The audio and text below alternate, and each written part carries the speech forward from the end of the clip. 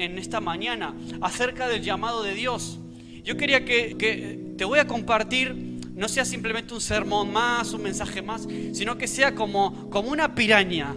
El mensaje de hoy, que esa palabra sea como una piraña que te agarra y no te suelta. Hasta que no la llevas adelante, no me suelta, ¿no? Que pueda ser eso para ti hoy, ¿no? Acerca del llamado de Dios, y básicamente voy a tomar como referencia el llamamiento o ese momento donde el profeta Samuel unge a David, que era un pequeñajo, era un pastorcito de ovejas pequeño, y va a David y lo elige como futuro rey de la nación de Israel para sustituir a Saúl. Voy a tomar como referencia ese pasaje de Primera de Samuel capítulo 16. Voy a tocar otros versículos, pero básicamente voy a tocar eso. Yo sé que ya conocemos eso, no voy a entrar a leer toda la historia, sí algunos versículos sueltos. ¿Por qué?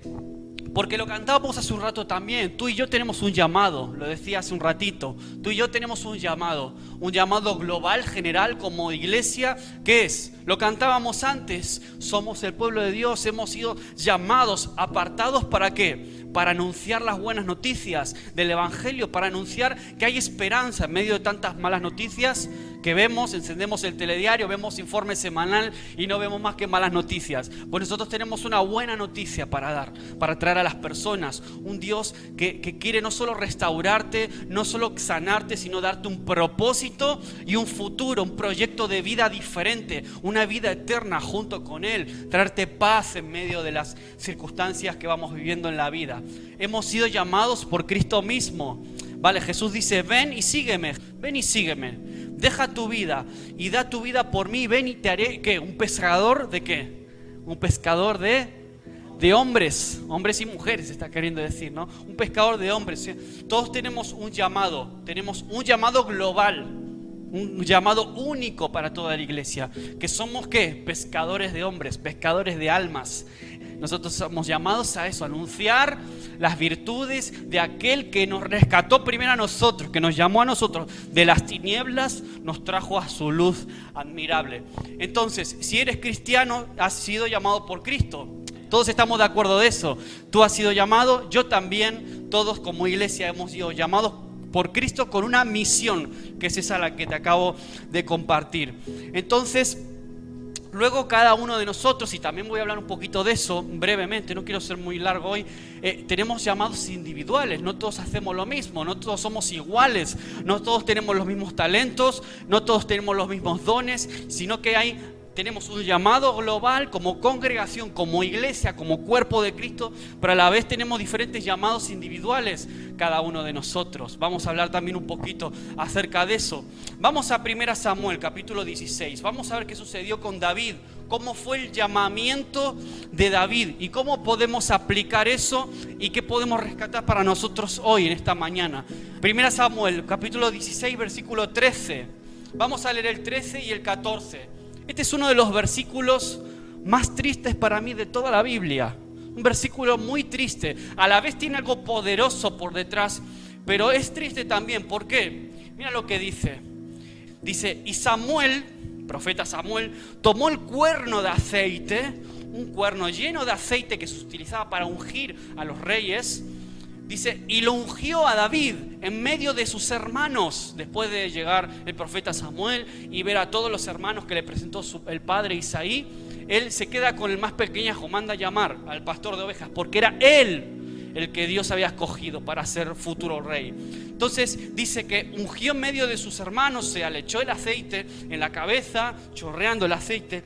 Y mira lo que dice ahora. ¿Por qué digo que este es uno de los versículos más tristes? Más bien el versículo siguiente. Dice, y desde aquel día en adelante, el Espíritu de Jehová vino sobre David.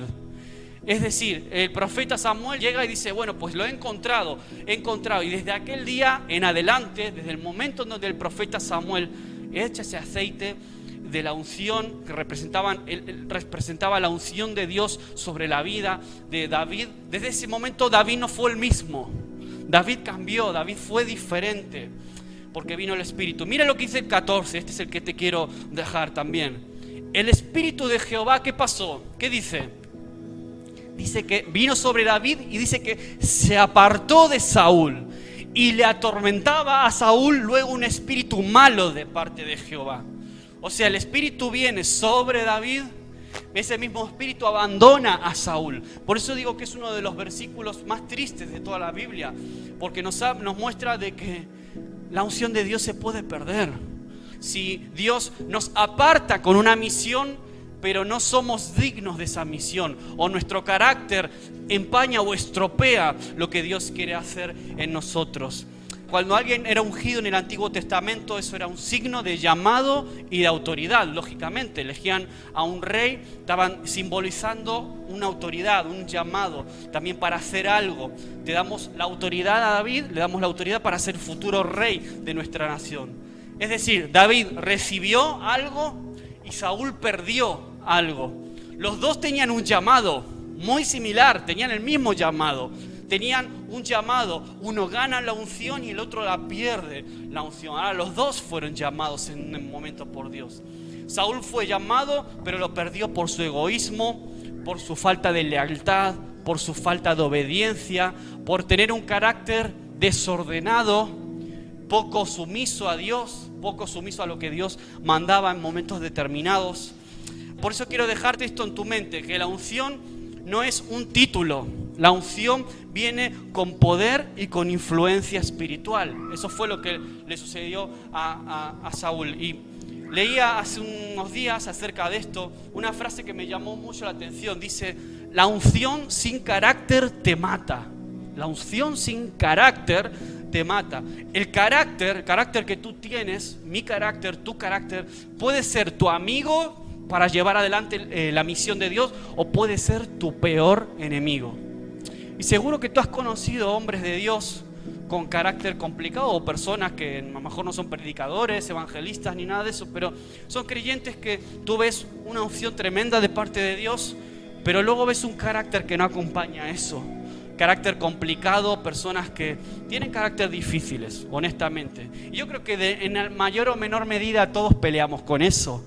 Porque yo creo que aquí no hay nadie que sea santo hablando en cuanto al carácter. Todos tenemos nuestro pronto, todos tenemos nuestros momentos en donde el carácter se nos descontrola y se nos va el temperamento. Y ese pronto tan gallego que nosotros tenemos también todos, ¿no? Y también los que no son gallegos. Por eso digo que el carácter es lo que marca a toda persona.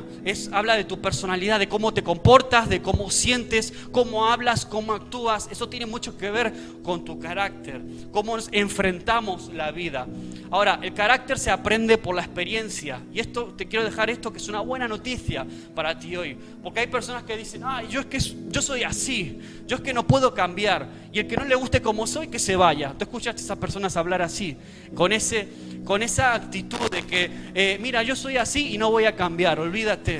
Pues eso es una mentira del enemigo, porque el carácter sí se puede cambiar, el carácter sí se puede moldear, se puede mejorar. Así que nadie tiene excusa para cambiar y para mejorar. Todos podemos cambiar nuestro carácter. De hecho, dice la palabra de Dios ya en Génesis que Dios nos hizo al ser humano del barro, del polvo, del barro. El barro es moldeable, de la arcilla, es moldeable, es manejable. Hay muchos atributos que nosotros tenemos como personas que son plásticos, son moldeables, podemos mejorarlo. Así que podemos cambiar, podemos ser moldeables, podemos ser plásticos. Tenemos la capacidad de adoptar diferentes formas en nuestra personalidad, de mejorar, de poder ser barro que cambia para bien. Somos barro que cambia para bien. Pues eso es poderoso, Eso es poderoso, porque mucha gente vive con esa excusa de que yo soy así, al que no le guste que mire para otro lado.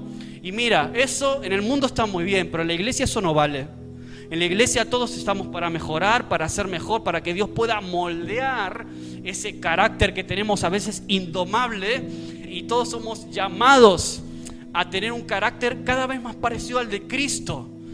Ahora, no depende de nuestros esfuerzos, en parte sí, pero depende sobre todo de la obra que el Espíritu Santo y la apertura que el Espíritu Santo puede tener para trabajar en nosotros, y eso sí depende de nosotros. Si yo no me abro a compartir mi corazón con las personas, si yo me cierro, si yo no me abro a ser pastoreado, a ser cuidado, a ser amado, a ser restaurado, pues eso va a cerrar la capacidad de Dios para moldear algo bueno en nosotros y vamos a seguir igual. Entonces el carácter puede ser un poderoso aliado para lograr nuestras metas o puede ser nuestro peor enemigo, como decía antes. Y hay muchos ejemplos en la Biblia, yo no voy a entrar, yo solamente te voy a mencionar 2 nada más. Ejemplos de hombres de Dios que tenían un carácter un poco complicado y que ese carácter en ocasiones los metía en problemas. Tenían una unción poderosa, pero un carácter que no siempre acompañaba eso y no siempre respaldaba esa unción.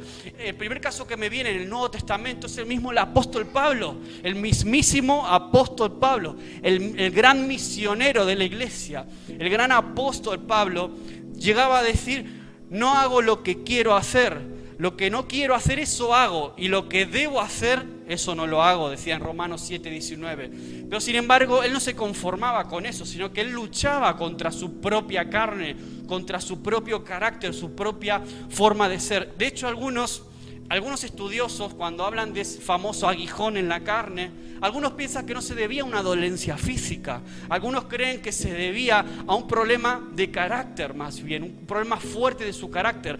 Tiene un carácter muy fuerte Pablo. De hecho, la forma de expresarse, de escribirle a los hermanos de las iglesias que él pastoreaba, en ocasiones les riñe y se pone muy duro. Se pone muy duro con las personas, con los creyentes. En Gálatas, por ejemplo, en 1 Corintios, Pablo era un hombre duro. Y cuando tenía que enfrentar, y cuando se tuvo que pelear con Bernabé, cuando tuvo que llegar a una discusión tan fuerte con Bernabé que se tuvo que separar de él, te habla del que Pablo tenía un carácter fuerte, un carácter que él tenía que aprender todavía a dominar. Y quizás eso venía de atrás, de antes de conocer a Jesús, donde él se dedicaba y hacía lo que hacía, y todos lo sabemos lo que él hacía.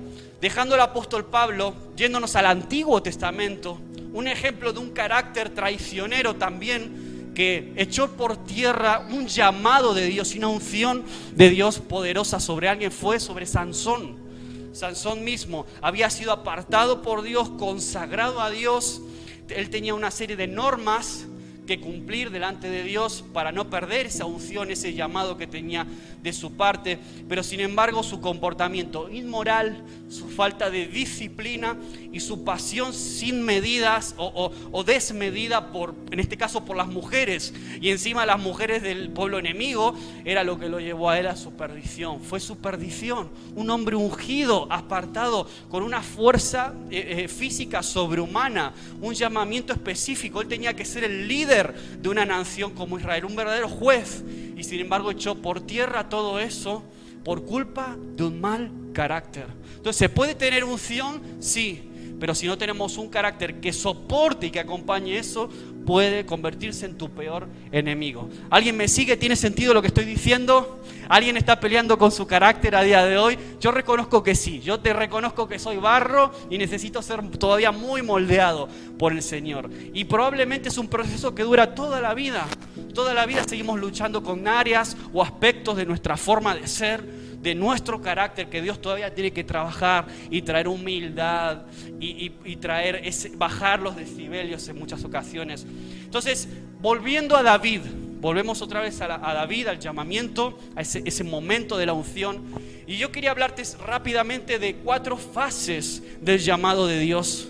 Esas 4 fases pueden estar representadas en tu vida y en la mía quizás hoy, por eso te las comparto. No vengo solamente a describirte algo, sino que quiero que tú puedas irte pudiendo aplicar algo de lo que tú estás leyendo o estamos considerando juntos. Porque cuando tú tienes un llamado, tienes que ser preparado. Y la primera fase del llamamiento de Dios, si estás tomando apuntes, es la fase de preparación. La primera fase es la fase de preparación. Es decir, si te fijas en lo que sucedió con David recién ungido por Samuel, se levanta empapado de aceite. En ese momento no era una gotita de aceite en la cabeza como hacemos nosotros a veces. La unción en ese tiempo era un buen chorro de aceite que te bajaba de la cabeza y a veces llegaba a mojarte toda la ropa. Ese era el momento de la unción. Era algo bastante incómodo seguramente, pero algo que representaba algo muy bonito y poderoso de parte de Dios. Y en ese momento cuando David se levanta, imagínatelo a David con la cabeza empapada de aceite. Pues imagínatelo a David levantándose así y dice, bueno, ¿dónde está la corona? Yo ya estoy listo. Venga, Saúl, olvídate de ti, quiero tu corona ya. David hizo eso. David no hizo eso, era un chaval todavía, había sido ungido para ser rey. Pero dice la palabra que él se levantó y se fue junto a las ovejas a seguir haciendo lo que estaba haciendo. Porque él entendió que todavía estaba en un proceso de preparación. Y cuando Dios te llama a algo, primero hay una preparación antes. Entonces, David se convirtió en el chico de los recados, en el pastorcito de ovejas, en el chico de los recados para Saúl, a tocarle el arpa. Cuando Saúl estaba medio loco, pues ahí aparecía David tocando el arpa para calmarlo. Otro Saúl que tenía unos problemas fuertes con su carácter.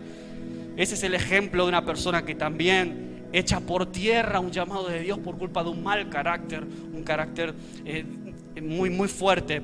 Entonces David pasa tiempo con las ovejas. Era un trabajo que el resto de la gente no quería hacer. La gente despreciaba ser un pastor de ovejas, cuidar las ovejas. Huelen mal, huelen fatal. Las ovejas no hacen caso, tienes que estar todo el rato con ellas ahí. Nadie quería hacer eso, y eso era lo que hacía David. Pero estaba en una fase de preparación. Es esa fase donde Dios está trabajando, moldeando tu corazón, está moldeando tu humildad, está generando humildad, quitando cualquier tipo de orgullo. Yo estoy seguro que esa fase fue muy importante para David. Ser ungido rey, pero seguir con las ovejas un buen tiempo más, unos cuantos años más, cambiando el corazón. Porque es muy peligroso que una persona tenga unción sin tener preparación. Ahora, una persona que tiene un don y una unción, pero su carácter se ha quedado atrás de su unción, puede estar representado en la persona de Saúl justamente. Por eso, cuando el carácter falle, tarde o temprano el pecado va a salir. Mira, aquí podemos aparentar, podemos ser muy buenos, portarnos muy bien, saludarnos. Hola, ¿qué tal? Bien, bien, bien, bien. Todo el mundo está bien. Y a veces ponemos esas máscaras que, como cantábamos hace un ratito, hay ocasiones donde esas máscaras hay que romperlas, hay que quebrarlas y mostrarnos a Dios tal como somos, porque Él ya nos conoce.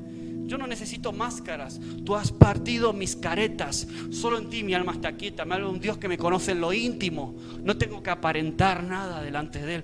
¿Por qué tengo que aparentar incluso delante de las personas? Yo quiero ser tal como soy y ser cuidado, ser amado, ser pastoreado. Tener un corazón enseñable, tener un corazón moldeable. Esa es la actitud que yo quiero tener siempre, toda mi vida.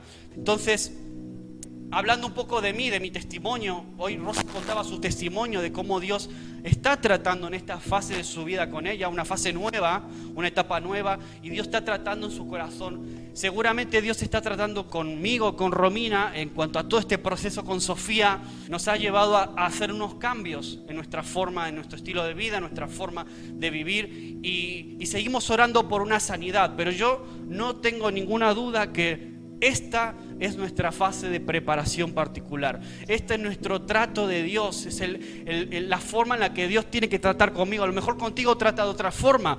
A lo mejor Dios contigo tiene otra forma de dirigirse a ti, de tratar contigo. Tiene que tratar otras áreas de tu vida. Pues en este sentido, para nosotros, todo lo que está sucediendo con Sofía es parte también de nuestro trato con Dios y en esa fase de preparación. Hace un tiempo leía, escuchaba más bien un testimonio de un pastor en Estados Unidos. Era un pastor que recién había salido del seminario, estaba preparadito, bien, con sus notas, con su Biblia, estaba recién salido para empezar a ejercer como pastor. Y lo primero que hacen a este pastor, pastor joven, lo primero que hacen es enviarlo a un asilo de ancianos. Entonces él llega a su iglesia, a su congregación nueva, a ese asilo de ancianos, se para, ¿no? Y con la intención de mostrar su unción, de ponerse a ministrar a las personas mayores que habían en ese asilo. Y de repente lo primero que ve es a un señor de 80 años atrás saltando como loco. Luego ve otra pareja de viejitos de 90 besuqueándose. Entonces empieza a ver un montón de cosas desordenadas y él se queda flipando y dice: Señor, esta es la congregación que tú me has dado, ¿pero por qué? ¿Por qué? Si estoy preparado, ya puedo compartir la palabra, puedo ministrar a otros. ¿Por qué me traes un sitio así para empezar? Y Dios lo fue calmando, le fue hablando a su vida que eso era lo que él necesitaba. ¿Para qué? Para trabajar su corazón, para trabajar su carácter, para moldear su corazón, hacer un corazón humilde. Y me llamó mucho la atención el testimonio de este hombre, porque Dios está preparando tu corazón y el mío para servirle de forma eficaz. Y yo no sé cuál es la tormenta de tu vida que estás atravesando hoy, ahora mismo. No sé cuál es tu fase de preparación, no sé si estás en ella o si no, no sé cuál es tu dificultad, pero estoy seguro que lo que estás atravesando es parte del proceso de Dios para mejorar tu vida, para mejorar tu carácter, para trabajar tu corazón y que puedas servirle a Él con mayor eficacia. Porque todos tenemos un llamado, tú y yo, todos tenemos un llamado individual también, específico, muy específico en ocasiones. Ahora, David había aprendido a someterse a su padre, a Isaí, el padre de David. Le había mandado a cuidar de las ovejas otra vez. David aprendió a servir al rey que estaba, que era Saúl. David aprendió a someterse a Saúl. Aun cuando él había sido ungido rey, David tuvo la humildad de someterse a Saúl, de esperar su momento, de seguir aprendiendo, de seguir preparando su corazón. David es un ejemplo de alguien que aprendió a someterse. Un hombre que no sabe estar bajo autoridad nunca va a tener autoridad para ejercer. Por eso es tan importante también tener un corazón humilde en ese sentido a la hora de tener que estar bajo autoridad. Aun cuando esa autoridad tú no estás de todo de acuerdo con su forma de ser y de actuar. Probablemente David tenía muchos motivos para rebelarse en contra de Saúl. Tenía muchos motivos para rebelarse aún en contra de su padre, de Isaí, que lo menospreció, lo tenía cuidando las ovejas, puso a todos sus hermanos por delante de él y a él el último. David tenía muchos motivos para rebelarse y sin embargo no lo hizo. Sin embargo aprendió a tener un corazón sumiso y eso fue lo que transformó su corazón, al punto que llega a decir la Biblia, llega a decir Dios mismo en su palabra que David tenía un corazón conforme al de él. Un corazón sin vanagloria, sin orgullo, completamente humilde. Prepara tu corazón, por eso es importante, déjate moldear, aprende a estar bajo autoridad, déjate pastorear, déjate cuidar, no tengas miedo de abrir tu corazón a las personas correctas, personas que quieren tu bien, no tengas miedo de hacerlo. Y luego viene la segunda fase de preparación, y ahora viene la segunda fase que podemos identificar en David, que es la fase de agitación. La fase de agitación. ¿Qué sucede? Pues cuando te vas al capítulo 17, no lo vamos a leer por amor al tiempo todo, pero puedes leerlo en casa, capítulo 16, capítulo 17, donde se relata todo esto con detalle, con precisión. Pero David es mandado por su padre a llevarle comida a sus hermanos. En medio del enfrentamiento del ejército filisteo y el ejército de Israel, Isaí coge a David y le dice: mira, mándale algo de comida a tus hermanos. David va al campo de batalla, se acerca al campo de batalla a darle comida a sus hermanos. ¿Y qué se encuentra David? Se encuentra con un tío llamado Goliat de 3 metros que está insultando a Dios, está insultando al ejército de Israel. Entonces estaba desafiando constantemente a Dios, pero algo empieza a pasar ahí en ese momento. Algo empieza a pasar cuando David se acerca al lugar de su llamado. Se empieza a revolver algo adentro de él, se empieza a agitar algo adentro suyo. Lo que se estaba agitando era el llamado. Ese era el llamado para el cual había sido destinado por Dios. Y llega ahí y empieza a revolverse eso. Y dice: pero ¿cómo vas a dejar que este tío diga eso? ¿Pero cómo vas a dejar que ese tío se burle así de nuestro ejército? ¿Cómo vais a dejar que se burle de nuestro Dios de esa manera? Hay que pararle los pies, hay que hacer algo, dice David, parafraseando de alguna forma lo que dice David. ¿Cómo vais a dejar que diga eso? Y la reacción de sus hermanos es: cállate, David, Tú eres un crío, no te metas, esto es cosa de adultos, no te metas ahí, eso no es tuyo. Ahora, se estaba agitando algo dentro de él, se estaba agitando su llamado dentro suyo. Por eso te digo, si tienes dones evangelísticos, si tienes don de enseñanza, probablemente si tienes don de enseñanza, cuando te encuentres con alguien que tiene necesidad de Dios, vas a sentir algo que se agita dentro tuyo y vas a querer enseñarle la palabra a esa persona. Si tienes don de evangelista, cuando te encuentres con personas que no conocen a Dios, vas a querer compartirlo porque se va a empezar a revolver tu llamado, así como le pasaba a David. ¿Alguna vez te ha pasado algo así? ¿Alguna vez has sentido momentos puntuales en donde has sentido que tu llamado estaba siendo removido, estaba agitándose algo dentro tuyo? Dice, esto es lo que Dios me llamó a hacer.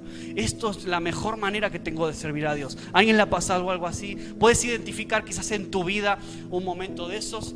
Pues eso es la fase de agitación. Luego la tercera fase es la fase de examinación, la fase de prueba. Probablemente tiene mucho que ver algo con lo que compartió Rosa también aquí, la fase de prueba del llamado, prueba de tu caminar con el Señor. Y siempre sucede que por más que estés sirviendo a Dios, estés cumpliendo el llamado que Dios puso en tu vida, hay momentos difíciles que vienen a tu vida, vienen a cuestionar personas concretas, a veces incluso de tu propia familia o de tu entorno o de tus mejores amigos, que vienen a cuestionar ese llamado que Dios puso en ti. Vienen a cuestionarte lo que Dios te está hablando. Vienen a cuestionar la forma que tú tienes de servir a Dios. Vienen a cuestionar ese tipo de cosas. Yo me acordaba cuando preparaba esto, me acordaba de Romina cuando se bautizó. Ella con 18 años, ella viene de una familia de padres no creyentes, una familia no creyente completamente, y ella pues se convirtió si no me equivoco, con 15 o 16 años. Ella se convierte, entrega su vida al Señor, empieza en una etapa muy apasionada, ese primer amor, esa llama que está ahí muy apasionada. Y ella ya quería bautizarse, ya no quería esperar, pero un problema. Encontró oposición de parte de su familia, de parte de sus padres no creyentes, que le prohibieron bautizarse hasta que fuera mayor de edad, o sea, hasta que tuviera 18 años. Ya tenía más o menos 15 o 16 en ese momento. Ahora, Romina tenía dos opciones: o desobedecía a sus padres y se bautizaba para obedecer a Dios, pero implicaba desobedecer a sus padres, o la segunda opción, que ella fue la que tomó de una forma muy sabia en ese momento, que era obedecer y someterse a sus padres y esperar en el Señor, esperar a que pues tuviera 18 años y pudiera bautizarse. Y eso me habló mucho de ella, porque gracias a eso fue un punto de inflexión para que sus padres en ese momento llegaron a una conclusión: esta no es la Romina de siempre. Algo está cambiando, algo está pasando. Yo no sé qué le están enseñando en la iglesia, no sé qué le están lavando el cerebro, pero esta Romina no es la misma de antes. Entonces, yo creo que fue muy sabia en ese momento Romina de someterse bajo la autoridad de sus padres en ese momento cuando le prohibieron eso, porque ese sometimiento, aunque parecía que estaba desobedeciendo a Dios, yo creo que al final lo estaba obedeciendo realmente a Dios, porque el primer mandamiento dice: honra a tu padre y a tu madre. Independientemente de que sean creyentes o no, tenemos que honrarlos siempre si nuestros padres no son creyentes. Entonces ella se sometió, esperó el tiempo de Dios, y eso cambió el corazón de sus padres. Ese someterse a la autoridad de ellos trajo un beneficio de alguna manera. Entonces, ¿por qué te cuento esto? Porque cuando estás en el llamado de Dios, estás sirviendo a Dios, es muy probable que encuentres oposición. Es muy probable, casi seguro, que vas a encontrar oposición de quizás tus amigos, de tus familiares, aún de tu propia familia más directa y más cercana. Vas a encontrar gente que te va a cuestionar, que te va a criticar. Mira lo que sucedió a David, 1 Samuel 17, 28. Y oyéndole hablar Eliab, su hermano mayor, el hermano mayor de David, con aquellos hombres, Eliab se encendió en ira contra David, se enfureció contra David y dijo: ¿para qué has descendido acá? ¿Para qué has venido, David, para acá? ¿Y a quién has dejado aquellas ovejas pocas del desierto? ¿Con quién has dejado las ovejas? ¿Las has dejado para venir aquí? Dice, yo conozco tu soberbia y tu malicia de corazón. Dice que para ver la batalla has venido. Tú mira el panorama que se encuentra David. Viene a ayudar, viene a traer comida a sus hermanos, y sus hermanos lo primero que hacen es menospreciarlo, reprenderlo, decirle que era un envidioso, que solo venía para ver la batalla y cosas de esas. Entonces, la primera oposición en ocasiones la propia familia. Versículo 33. Y dijo Saúl a David, no podrás ir contra aquel filisteo. Saúl, el rey Saúl le dice, no vas a poder, olvídate David, no puedes contra ese gigante para pelear con él, porque tú eres un muchacho. Tú eres un muchacho y él es un hombre de guerra desde su juventud. Mira David, yo sé que tú lo haces con buen corazón, yo sé que tienes buenas intenciones, pero mira lo que es ese tío y mira lo que eres tú. Es imposible que puedas con él. Y no solo la oposición de su familia, la oposición de su autoridad, que era Saúl, y la tercera oposición, que era la oposición de su enemigo. Mira lo que le dice Goliat mismo. Y dijo el filisteo, Goliat, a David, ¿soy yo perro para que vengas a mí con palos? Burlándose de él, yo soy un perro para que vengas tú a mí con palos. Y maldijo a David por sus dioses. Goliat insultó a David, maldijo a Dios, maldijo a su Dios. Eso fue lo que probablemente también despertó ese llamado en David en ese momento. El enemigo se va a poner contra ti, se va a poner con lucha, vas a estar bajo lucha, vas a estar bajo presión, vas a pasar situaciones de soledad, incluso cumpliendo el llamado de Dios, vas a pasar situaciones difíciles, situaciones oscuras, presiones de la familia, de amigos, de la sociedad, en el trabajo. Cuánta oposición a veces encontramos en nuestros propios trabajos, tensiones incluso aún económicas. Cuando comparto esto, realmente yo pienso en vosotros, pienso en mi vida, pienso en vosotros como esos valientes que sin embargo dan ese paso como David. Porque a lo mejor mientras yo estoy hablando algo a ti, también se te va removiendo, porque yo no sé qué llamado tienes tú de parte de Dios, qué llamado individual. Tenemos un llamado general, global, pero tú tienes un llamado individual también. No sé qué talentos, qué dones Dios está cultivando, está preparando en ti para poder servirle de forma eficaz aquí en esta tierra de Orense, en esta iglesia local. Pero luego viene, ya para ir terminando, viene la cuarta fase, que es la fase de la unción. La fase de la unción, que es ese momento en donde ya sabes que has luchado, ya sabes que tienes los dones porque los has practicado, experimentado. Entonces es ese momento donde ya tú coges la piedra y revientas al gigante, y ese gigante cae al suelo con esa piedra aquí clavada en la frente.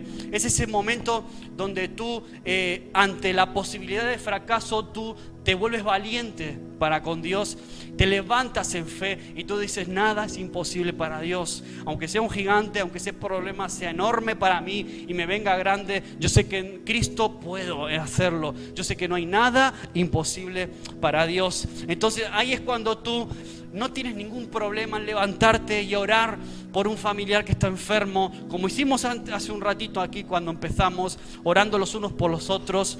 Tú ahí te levantas porque es parte de tu llamado y tú sabes que Dios te llamó a orar por las personas. Entonces tú coges y oras por una persona, incluso que ni conoces, y esa persona es transformada, es tocada por Dios, o a lo mejor esa persona se sana si tenía algún tipo de dolencia. Ese es el momento en donde empiezas a ver el llamado de Dios, esa fase de la unción, esa fase donde tú eres eficaz en lo que haces, esa parte donde tú ves el respaldo directo de Dios contigo. Amén. Entonces yo quiero que Roberto vaya pasando aquí adelante, terminar mejor cantando y adorando a Dios con esto. Pero yo estoy orando en este tiempo mucho para que Dios levante llamados, despierte llamados en tu vida, en la mía también, en la vida de cada uno de nosotros. Yo no sé si estás a lo mejor en tiempos, como decía antes, en tiempos de pruebas, en tiempos de dificultad, en tiempos de incertidumbre, pero mi oración es que aún en medio de eso tú puedas no desanimarte, no te vengas abajo si estás pasando un mal tiempo, un mal momento. No te vengas abajo porque, como decía antes, Dios está preparando tu corazón y el mío, estás preparando tu corazón para que seas más eficaz en lo que haces. A lo mejor estás en un momento donde tú tienes que permanecer humilde, tienes